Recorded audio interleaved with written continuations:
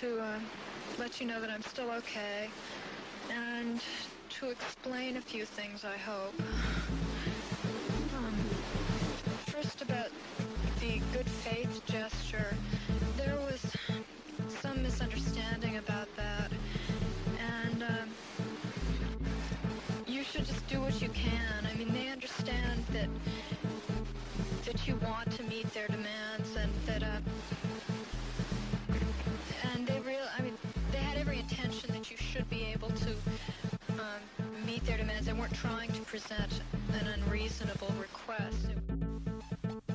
Ladies and gentlemen, welcome to another edition of Cults, Coffee, and Conversation. My name is Carl. And I'm Holly. I'd like to welcome you to another exciting edition of Cults, Coffee, and Conversation. Before we get into the meat of the subject, first and foremost, this is our disclaimer. We're strictly for entertainment purposes only. We're standard regular people. It's based on our opinions. If we do have opinions on the subject, it is our own personal point of view. Once again, entertainment purposes only. It must be important that you understand that. Anyway, moving on. Let us know how you think about the podcast. We hope you enjoyed our nice little live video of everything, of what we're actually covering, the SLA. Please let us know. We want feedback, and 5 stars, 5 stars, 5 stars. Give us 5 stars. I'm begging, pleading. We need 5 stars, and we also need comments. We need to know what you think, people. We got to know. Hit us up on Facebook at Cults, Coffee, and Conversation. Instagram, Cults, Coffee, Convo. Twitter at Cults Coffee Con 1, that's Cults Coffee Con 1, and of course we have our Gmail account, our email account at cultscoffeeconvo@gmail.com, and we also do have our audio message as well. Yes, you record a voice memo and you send it off to our Gmail account, cultscoffeeconvo@gmail.com. Alrighty, so let's go ahead and get back into it. Wait, forgot one other thing. We forgot about our coffee. That's right. Because this is Cults, Coffee, and Conversation. Alright, before we get into our cults, let's talk about our coffee and then begin our conversation. Holly, what are you drinking? I am having a French roast with Italian sweet cream. Very nice. I am having a Spanish latte. Once again, back-to-back Spanish lattes. Can't get enough of them. They're delicious. Alrighty. So, SLA, Symbionese Liberation Army. So we left off talking about the assassination of Marcus Foster. Yes, we did. Okay, so let's go ahead and get into it a little bit further more in the aftermath of the Marcus Foster assassination. Now, with the assassination of Marcus Foster, DeFreeze thought an action by a small vanguard group would actually trigger a large rebellion by the mass population. Now, it did not work out the way he wanted it to. Everyone, including the Black Panthers, denounced the SLA and mourned Marcus Foster. Now, the Black Panthers also called for the capture of his killers. Okay. So while in the conquered house, DeFreeze decided to tone down the violence and started planning kidnappings instead. They modeled themselves after the Tupamaros in Uruguay. In a nutshell, they would hold their kidnapped victims for propaganda and financial gain. Who would be their victim? They had lists of 24 names, mostly banker and corporate executives, but included the California Department of Corrections Director, Raymond Prochnow. They wrote up communiques with language like kidnap and ransom and or failure to meet, quote unquote, and pretended the group was bigger than it really was. Joe Remiro met Bill Harris in Oakland, where Bill was registering voters in support of Bobby Seale for the Oakland mayor campaign. Remiro was handing out leaflets supporting farm workers. Both of them were loosely affiliated with the Venceremos, one of the most radical groups in the Bay Area, and Joe talked to Bill about joining the SLA. In early December 1973, Bill and Emily Harris were blindfolded and taken to the Concord House to meet with DeFreeze for an interview. After DeFreeze approved them, they quit their jobs and joined the SLA in Concord. On December 19th, 1973, Bill Harris read the San Francisco Examiner announcement, the engagement of Patricia Hearst to Stephen Andrew Weed, They also found out she was attending UC Berkeley at the time. Knowing there was a student register in the University Administration building, Bill went and looked up Patricia Hearst and found her address, 2603 Benvenue, apartment 4 in Berkeley. Okay, so let's talk about a little bit about the Hearsts. Okay, I know pretty much everybody's kind of familiar with it, but let's go ahead and kind of give them a little quick refresher. Okay, so of course we're talking about the granddaughter of William Randolph Hearst. Now, let's go a little back further more of William Randolph Hearst's father. Now, William Randolph Hearst's father won, well, you could say won, but there was a bunch of gambling debts that was owed to him. He ended up getting the San Francisco Examiner. Okay, so he originated with the San Francisco Examiner. William Randolph Hearst took over the San Francisco Examiner. Then he started his expansion to all points of the country. When it's all over said and done, here's a few of them that he had. It's 28 total, but here's some that are pretty notable. The New York Journal, the LA Examiner, Boston American, the Atlanta Georgian, Chicago Examiner, Detroit Times, Washington Herald, the Washington Times, and of course the Seattle Post Examiner, to say the least. The father of Patty, his name was Randolph Apperson Hearst. Now, he was a twin brother of David Whitmore Hearst, but pretty much nothing really, they really didn't do much. They pretty, what it looks like when I was trying to find anything on these guys, is they pretty much sat down and collected a check. I think. Yeah, we call them trust babies. Yeah, a spitting image of a trust baby. But Patty's mother, Catherine Campbell Hearst, now she's a whole different animal. Now, she's a little bit more active. She also comes from a wealthy family as well. Her job was basically a socialite and a philanthropist, okay? But she was also more than that. She was a member of the Junior League. She was the director of the San Mateo Society for Crippled Children and Adults. She served a 2-year term at the University of California Board of Regents. Now, this one really surprised me, was that she was an advocate for the removal of the radical activist Angela Davis from a teaching position at the university. So she was a little more active as far as in her political life. Yeah, she's more active in that thing. And now, of course, we're going to talk about Stephen Weed. Now, this interesting little caveat here. Now, Stephen, we assumed he was actually a professor at Berkeley, but he wasn't. He was not. He was Patty's math teacher at Crystal Springs School for Girls. Was that a high school? This was a high school, so you can kind of absorb that how you will. Now, he also was an author of a book called My Search for Patty Hearst, okay, which you can buy in bookstores still to this day. Now, the mother, of course, Catherine, did not approve of Stephen Weed at all. Didn't like him, wanted nothing to do with him. Because, well, you know what? We'll save that quote for what she said about him at a later time. Okay. But yeah, she did say something that really, really hit the nerve. So that's a little recap, guys, of kind of pretty much what the Hearst family... The history of the Hearst family with Patty and with Stephen Weed. So, I'm sorry to cut you off. Just wanted to bring that in. But go ahead and... So, we're talking about Bill Harris looking at Patty Hearst's address. Yeah, that's correct. And he reported his findings back to the group and DeFries. They started a plan to do surveillance on the apartment to identify Patty's regular schedule and to figure out what would be the best time to grab her. Now, shortly before the SLA could carry out their plan... Now, there's a huge debacle that happened, which was the arrest of the apprehension, can't talk right today, of Russell Little and Joseph Remiro. Now, and the abandonment of the Concord House, which we talked about in the previous episode, where they tried to torch it, but they had the windows down, not up, so the air could fuel the fire. So, yeah. Yes, that was in our last episode. We also went over the arrest. So now, Russell Little and Joseph Remiro have been arrested, and they were booked into Concord City Jail, and they had to call in extra shifts of guards to surround the building. No one got in or out without being thoroughly checked. The two were transferred almost immediately to Contra Costa County Jail, where armed guards on the roof were joined by extra street patrols. A little extreme, but makes sense, I guess. Well, the reason, you know why. Yes, go ahead. They were worried. Yeah, of course.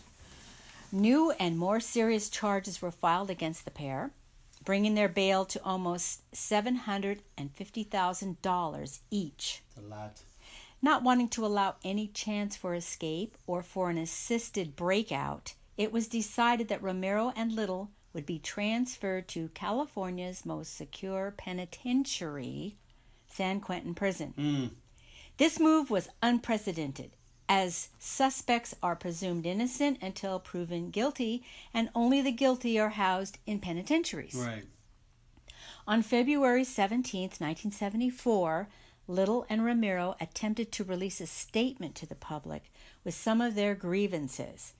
This was seized by prison authorities but found its way to the media in March.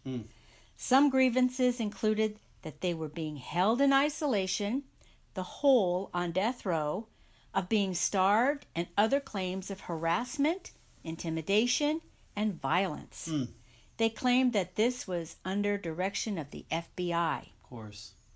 Wait a minute. So let me get this straight so I can paint a picture here.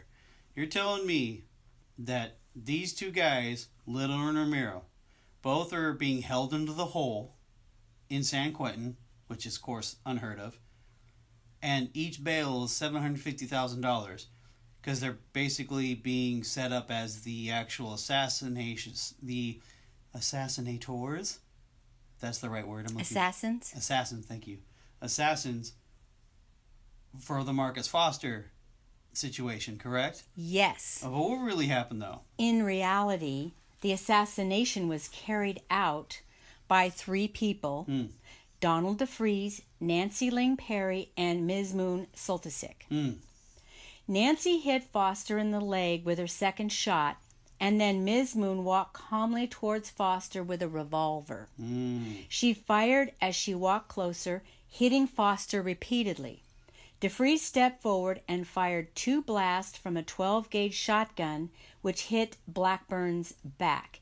He survived. Now, Blackburn was the assistant to Marcus Foster, and also Ms. Moon made sure that Marcus Foster was dead by shooting him in the neck for the last time. Wow. Ms. Moon is ruthless. Yes, cold-blooded murderer. Okay, so let's get back to the heart of the matter here. So they decided to go with doing kidnapping. Yes. Okay, so this is what they're focusing on. So, of course, they have already picked up their victim, which is obviously who? Patty Hearst. So let's talk about that, the kidnapping of Patty Hearst. Now, after they failed attempts to burn the Concord House down, they met up at the Castro District in San Francisco. Ms. Moon and Emily Harris were tasked to rent a safe house in Daly City. Now, they proposed as TWA flight attendants. TWA, Trans World Airlines. TWA flight attendants. And they rented a three-bedroom apartment. Now, they installed a heavy-duty bolt-like type lock for the front door and prepared the walk-in closet in the master bedroom. Now, the master bedroom closet was set up for captivity. Yes. Okay, so because of the heat that created by the arrest of Little Remiro, now DeFreeze decided that they must commit to the next SLA action. They would kidnap Patricia Hearst, and they used her as a bargaining tool to free Little and Remiro. Wow. Yeah. Everybody was on board, but there was some people who were kind of hesitant about it. Bill Harris was the one that is known for being hesitant because he had his concerns. Would the authorities acquiesce their demands? What were their demands going to be? What would they do with Hearst if they weren't? So there's a lot of questions there, but DeFreeze said that the goal was to obtain freedom for Little Remiro, and if not, safe passage to Cuba would be set up for the rest of them. So Bill Harris thought it wasn't viable, but of course he went along with the plan anyway. The surveillance information gathered, they selected February 4th, 1974 to kidnap Patty Hearst. They would arrive at the apartment in Berkeley shortly after sunset. Now, Camilla Hall would back up into the driveway with DeFreeze, Bill Harris, and Angela Atwood. They would enter the apartment, grab Patty, and put her in the trunk of the car. Emily Harris would wait in the station wagon in the front of the apartment with Nancy Ling Perry riding shotgun, literally. William Wolfe and Ms. Moon would be in the VW Bug to lead the caravan away from the kidnapping scene. Now, there's one problem with all this. They needed 3 cars, but they only had 2. So, of course, let's find another car. So, from Daly City, they drove 2 cars towards the Berkeley apartment. Now, they were going to carjack the third. They had a lot of trouble finding a car to steal. until finally they took a junker from a local resident. Now, unfortunately, the owner of the car froze at their commands to leave the car to them. And so what they did was they just tied him up, shoved him in the back seat, and put a blanket over him. That fixes everything. Now, the kidnapping took 4 minutes total. They took Patty's credit cards and the other forms of identification. They left a cyanide-filled bullets, because that's their calling card, in the apartment. No one was hit by the gunfire, but Steve Weed, her fiance, was badly beaten in the neighborhood. Badly beaten, and also the neighbor, Steve Zuniga as well. Half a mile away from the apartment, they transferred Patty from a stolen vehicle to the back of the station wagon and told the owner tied up in the back seat not to call the police or he'd be killed. And he didn't go to the police until the next day. So he still went anyway. Good for him. Now, the station wagon was pulled into the garage in the Daly City house, where Patty was led to the closet, which was prepared for her, with the mattress cut to fit the door for the floor. All right. So DeFries informed Patty she was in the custody of the Symbionese Liberation Army and was arrested, not kidnapped, because her father was a corporate enemy of the people. Before we go any further, here's the thing when the story was breaking. Patty Hearst's mom, obviously we've already covered, does not like Mr. Weed, right? Correct. So she came out with this nice little statement, which is a nice little shot at Steve Weed, or Stephen Weed. Whatever happened to and I quote, whatever happened to the real men in this world, like Clark Gable, no one would have carried off my daughter if there was a real man had been there. So, shot at you, Stephen Weed. Take that. Well, also, I heard he mentioned take whatever you want when they burst in. When the three of them burst in to grab Patty, he said, take whatever you want. Yeah, they did. Keep my comments to myself.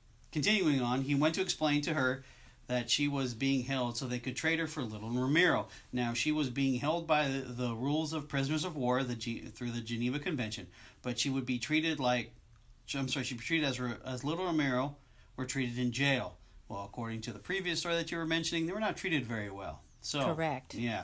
He told her that she would probably be released soon as long as they could work out something with their family. Now, the police were notified of Patty's kidnapping from the students studying the next door apartment. They reported gunfire. Stephen Weed ran from the apartment after he had been beaten, yelling in the darkness of the house to call the police. Now, he went back into the apartment and asked where Patty was. He was informed that she had been taken. Oh, I don't know if he really realized they were going to take Patty. Maybe he thought they were just going to steal stuff, but I mean, you're so surprised and shocked that this happened. But why would three people with guns want to take your little cheap apartment stuff? Good point, but you know what, though? You don't know what the apartment was set up because she was Patty Hearst. Yeah, maybe she had some nice things in there. Some nice things in there. Well, I was also looking on CNN had a small little minor interview on YouTube where he was saying that they had a $1 bottle of romance wine or something like that. I don't even know what that is. Yeah, I don't know what the heck that is. They said they beat him down with that bottle. Oh, okay. And then blood was blinding him. Well, I did see a picture of his beat up face on one of the archived photographs. Right. And he doesn't even look recognizable. Okay, so they beat him pretty good. And they're saying that he was trying to run out the door, but what happened was he was basically running into the walls of the apartment and stuff. Oh, he was just, he was in a panic and he got was beat beat down up with a bunch of bottles. Mm-hmm, So yes. There you go. The reporters picked up the story and they were asked by the police not to report it yet. That was common practice in those days. Not now. Police notified Patty's sister Virginia, who lived a few blocks away, and she in turn called her sister Ann in Hillsboro. Now, Ann called her parents' hotel where they were staying in Washington. Randy Hearst, Patty's father, called his newspaper, the Examiner, San Francisco Examiner, who were already on the case. He warned them, do not do anything that may get Patty hurt. So when the Hearsts returned to their home, to their Hillsboro home, they found out that the SLA had done it.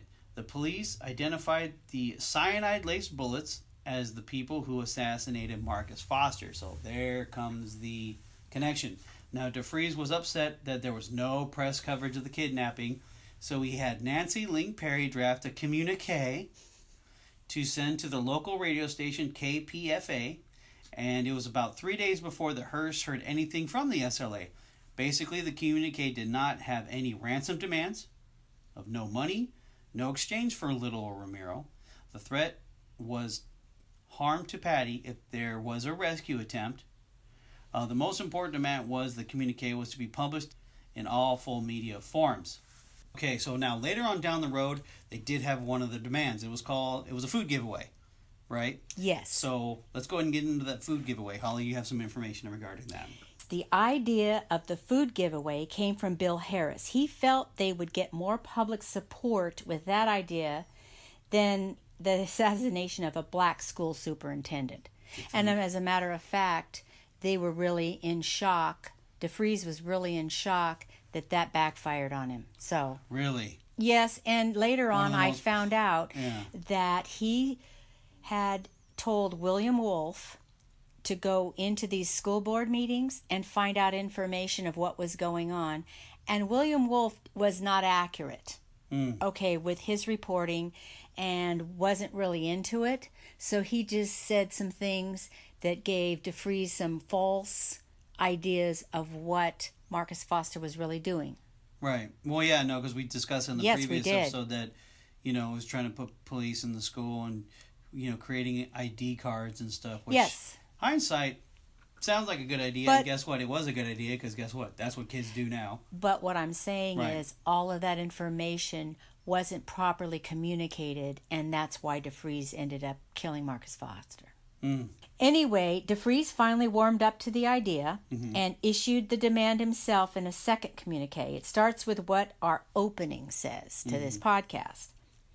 To those who would bear the hopes and future of our people, let the voice of their guns express the words of freedom. Greetings to the people, fellow comrades, brothers, and sisters. My name is Sin Q, and to my comrades I am known as Sin. I am a black man and representative of black people. I hold the rank of General Field Marshal in the United Federation Forces of the Symbionese Liberation Army. So in this communique, he set forth his demand for a food giveaway. He wanted Randolph Hearst, Patty's father, to set it up with his money as a sign of good faith. And here are the demands. Go for it. $70 worth of top quality food to everyone with welfare cards, Social Security, pension cards, food stamp cards, disabled veteran cards, medical cards, parole or probation cards, and jail or bail release slips. Oh, that's all? That's a lot of people. Tons. It would be a distribution in the largest 7 cities in grocery stores. The giveaway would be over a 4-week period of time. The SLA, 7-headed cobra, their logo, would be on all the boxes and communications. Full text of the statements of DeFries and Patty Hearst must be printed. All attempts to mislead the public concerning the intentions of the SLA or to confuse the public by withholding or admitting sections of the tape or SLA documents jeopardizes the prisoner. The problem with this plan is it was insane and not able to be done. The cost would be $400 million in those days, which would be about $2 billion in today's money. Yeesh. Interestingly enough, this communique started with Patty Hearst saying, "Mom, Dad, I'm okay." So there's some peace of mind there. So she went on, meaning Patty, went on to let them know that she was blindfolded, but out of restraints most of the time. She made references to Little and Remiro as being prisoner of war as she was. Her crime was that she was part of a ruling class family, as Little and Remiro were part of the SLA but did nothing wrong. She encouraged her parents to do what DeFries wanted as soon as possible so she could be released. Okay. So now the food giveaway had to be organized. Okay. It's a lot of people. So Peggy Mays ran a food bank network in the state of Washington named Neighbors in Need to address the Boeing plant closure in 1971. Randolph Hearst asked her and the Washington Secretary of State to organize the food giveaway demand by the SLA. So this is called People in Need, or PIN, P-I-N. Very nice. The SLA had a list of community groups he wanted to participate in the distribution. One was the Black Panthers, the United Farm Workers, Glide Memorial Church in San Francisco. The Black Panthers and the United Farm Workers refused to participate because they did not want to be associated with the SLA. Fair enough. Groups like the American Indian Movement and the United Prisoners Union agreed to take part, sending members to assist in the food distribution. The participating groups gave credence to the SLA and laundered their reputation.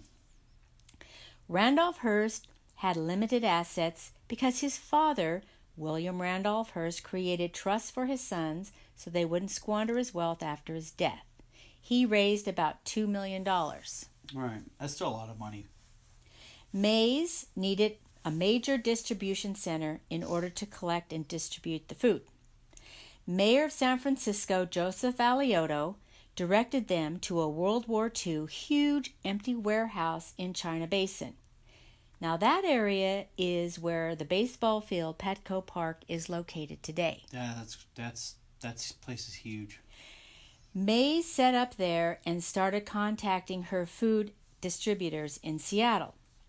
Now this project had a lot of publicity, so people from all kinds of backgrounds came to help. It was known there was $2 million to spend, so all kinds of organizations came forward to get their hands on that money. Dang Skippy, they did. Now here's some of those people and I organizations. love this. One day, a trio of men in suits and dark glasses came into Mays' office unannounced.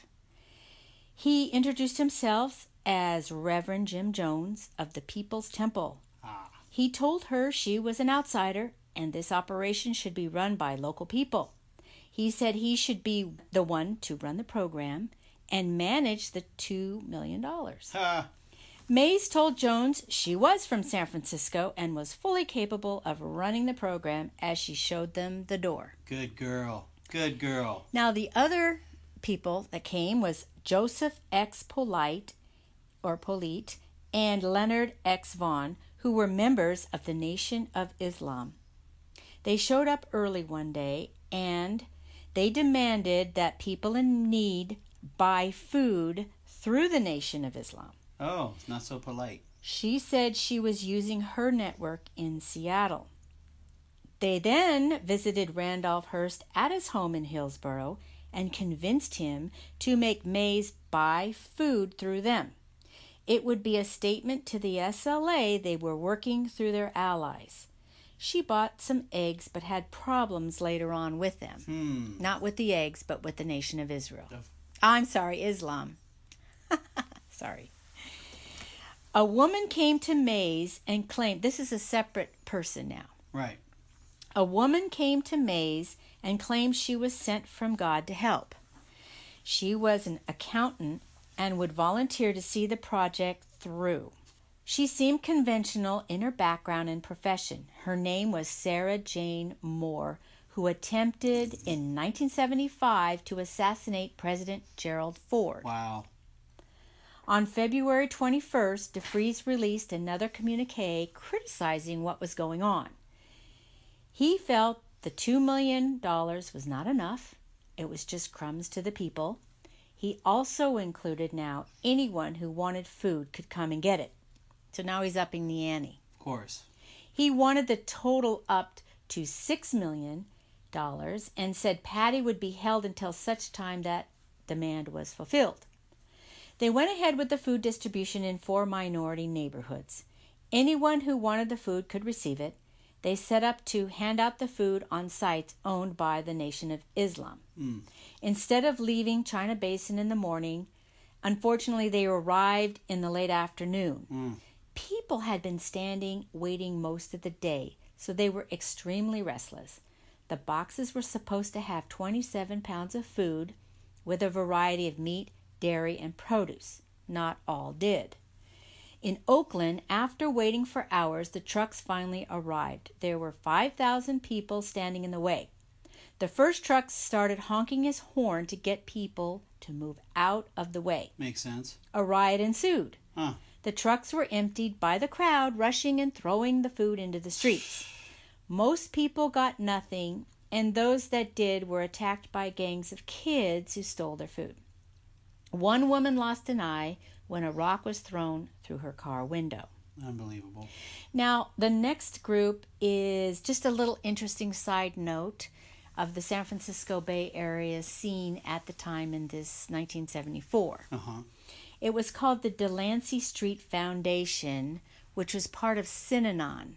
Okay, now, Synanon was a drug rehabilitation group at the time, which was very controversial. Right.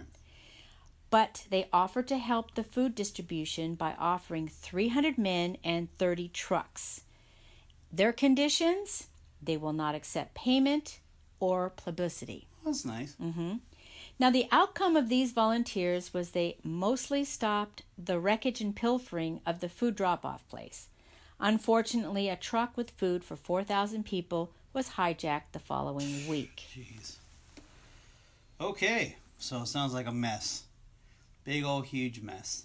That's unfortunate. But, hey, it happened, so there you go. So the demands are being made, not to their satisfaction, but they're doing it anyway. The best of what they have. So now let's kind of go back home to the hideout here. Now we're going to talk about the brainwashing of Patty. Yes. Now there's a lot of controversy regarding this, where, if she was really brainwashed or not, but we'll get into that another time. But we'll go ahead and discuss it. Now, Patty was kept in the closet in the early days of her capture. Now, Angela Atwood was assigned to befriend her. Now, initially, the group would play music loudly while they were discussing their plans, so Patty could not hear them. Patty was given revolutionary books to read and many discussions with Angela. Now, she enjoyed her time with Angela, but dreaded her interactions with DeFries because he was so confrontational. Now, DeFries kept telling her that she had more to fear from the FBI raiding and killing her than the SLA killing her. Now, Patty believed him. DeFries gave her a sawed-off shotgun to practice breaking it down, holding it and shooting it. Now, he gave her a gas mask as well. When this time came, he told her that he would give her ammunition laced with cyanide. Now, time went on, and through the food giveaway demands, Patty was slowly being turned from her parents and was told her father was lying about his wealth. Patty knew nothing of the family's money matters. It was never discussed in their home.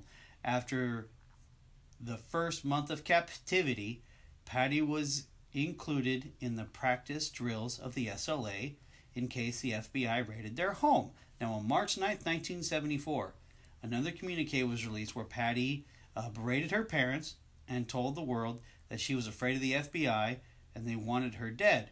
She warned everyone that if the FBI raided them, she would have shot, gun to protect herself. She said the FBI was her enemy, not the SLA. Now, in the Daly City House, Patty has established relationships with everyone except for Camilla Hall and Bill and Emily Harris. Patty declared she did not want to go home. She saw the entire media circus and how her parents were handling it. This is when she was having sympathetic feelings towards her captors. Angela Atwood took notice of this change in Patty and brought it up to DeFries, that maybe Patty was one of them. Now, DeFries was hesitant about adding her to the group. He wanted to use her to bargain for Little and Remiro out of San Quentin. Real quick, I don't ever remember talking in any of their communications so far that they wanted them released. Just throwing it out. Oh, I think there was hints of it. Oh, but not flat out. Yes. Ah, okay. Anyway, also at this time, DeFries felt that the FBI was on their way to raid the Daly City House and wanted to move immediately. So they moved into San Francisco, hopefully to blend in with the people there. Patty insisted she wanted to join the SLA. She said she wanted to renounce her former life and join their cause. She wanted to fight for the people. Now, one night, she was on the bed, and DeFries spoke with her and said she had to convince each person of the group of her sincerity. So for the next few days, she spoke with each person. The Harrises were skeptical, but it looks like that's their M.O.